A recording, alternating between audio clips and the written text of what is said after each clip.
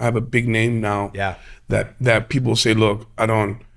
We'll give you, these are deals that we chase. You know, Joe Bastianich, one of my good friends, great entrepreneur, just kind of told me this deal that he chases. You give me like $250,000 to come in, you get my name, we get it for 5 years. That money is guaranteed, or 5 to 6% off the top of sales, whichever number is bigger. Yeah. So you're guaranteed that money.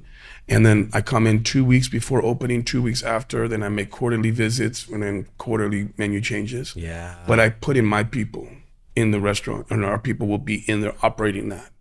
And if you get 4 of those deals, that's $1 million to your company that you use that money to go pay a corporate chef, go use it to have someone, an operations manager. So that's how we grow. So we take those licensing deals, awesome. and then we fuel our company. Yeah, they're leveraging your brand, your personal brand, and all that kind of stuff, and they're fronting a lot of the costs, Absolutely. right? And all you're doing is bringing the value of the brand. Yeah, and then we operate. And sometimes there's deals where I'll come in there and I'll just give them, you know, the creative part of it, you know, and then they run it. You know what I mean?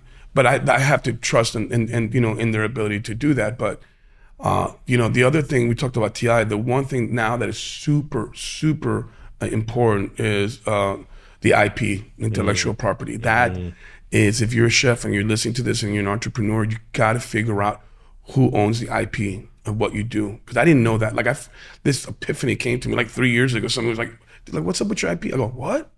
Like my recipes, my brand, like the design of my logos, everything that I have. Yeah. You know, because a lot of times, you know, chefs and creative people get shortchanged on the IP. Yeah.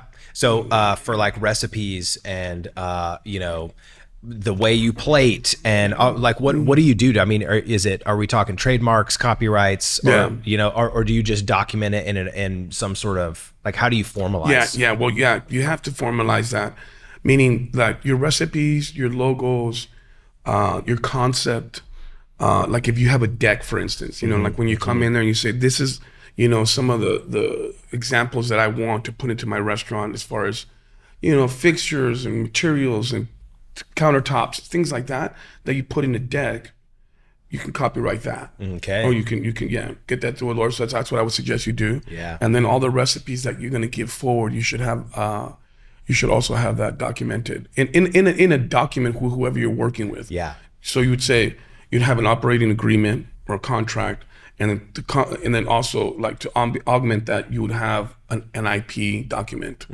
that would also be signed. Yeah. And that's how I do it. So it's an IP document. Okay.